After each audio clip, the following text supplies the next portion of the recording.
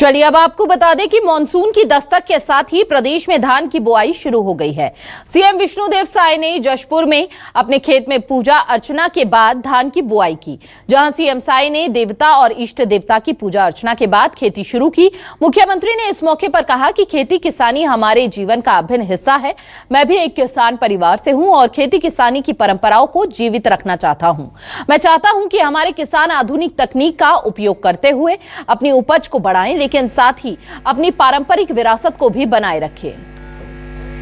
आचार संहिता की अवधि समाप्त होते ही विकसित छत्तीसगढ़ निर्माण का हमारा मुहिम प्रारंभ हो गया है और राज्य में सुशासन की स्थापना और योजनाओं का तेजी से क्रियान्वयन के लिए कल से विभागों की समीक्षा बैठक हमने प्रारंभ की है और अभी तक परसों से और अभी तक 3 दिनों में कुल 4 विभागों की समीक्षा हुई है।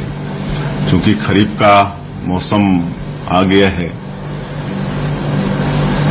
जुताई बुआई का समय आ गया है, इसलिए सबसे पहले हमने कृषि विभाग से अपना समीक्षा बैठक प्रारंभ किया, जिसमें हमारे छत्तीसगढ़ के कृषि मंत्री श्री रामविचार नेताम जी भी उपस्थित थे और कृषि विभाग के सभी सचिव सहित सभी अधिकारी मौजूद थे और पूरी समीक्षा हुई है। और हमने निर्देशित किया है कि समय पर किसानों को खाद और बीज की उपलब्धता हो जाए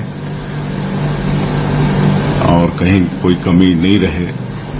जैसे उनकी मांग है खाद की, बीज की, उसकी सुनिश्चित करने के लिए हमने निर्देशित किया है।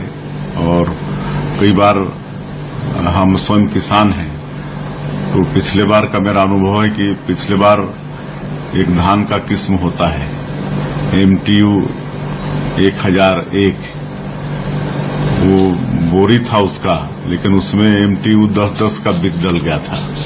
तो इस तरह की कभी कभी लापरवाही भी होती है, तो वो सब की पुनरावृत्ति मत हो, ऐसा भी हमने विभाग को निर्देशित किया है।